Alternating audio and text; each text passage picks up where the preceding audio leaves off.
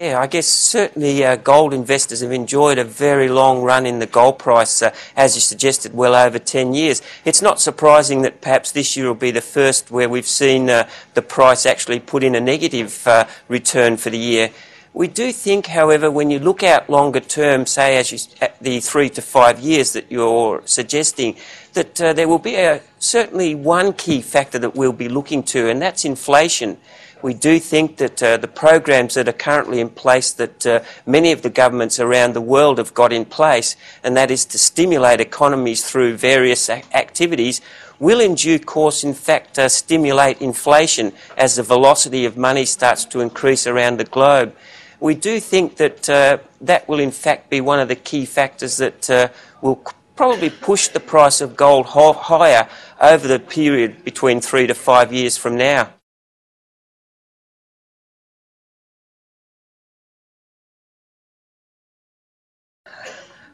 Look, already the price of crude on the NYMEX has gone through the $95 barrel level.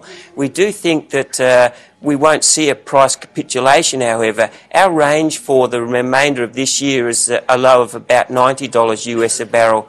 We do think that one of the key participants in the market, and that's OPEC, they will be, I guess, a balanced producer.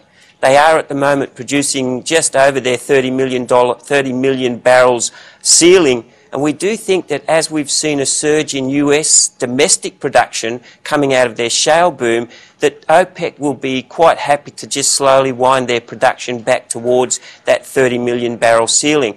What that will do is it will take some of the sting out of that surplus that we've seen in the US and actually perhaps drag the market back towards a more balanced demand and supply situation.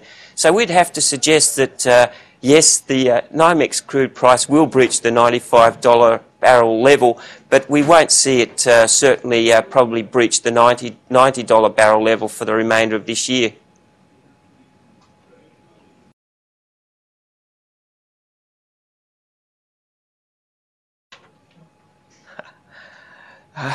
Look, when it comes to Europe, I think they're probably the easiest to deal with at this point in time.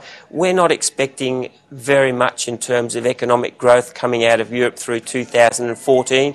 Any growth that we do see will in fact perhaps be a little bit of a bonus that could put some upward pressure on base commodity prices. We do think, however, that China will remain the key for 2014 in terms of where base prices will go for commodities. We expect that the country will continue to grow at somewhere between 7.5% to 8%. That growth may accelerate early in 2014 up towards 8% and then stabilise there. And we think that that's really the key in terms of setting price direction for 2014 for base metals. If China can continue to grow stably at between the rates that we've suggested, then it's going to still require significant quantities of commodity to generate or sustain that growth. And we think that's the key in terms of keeping prices stable for next year.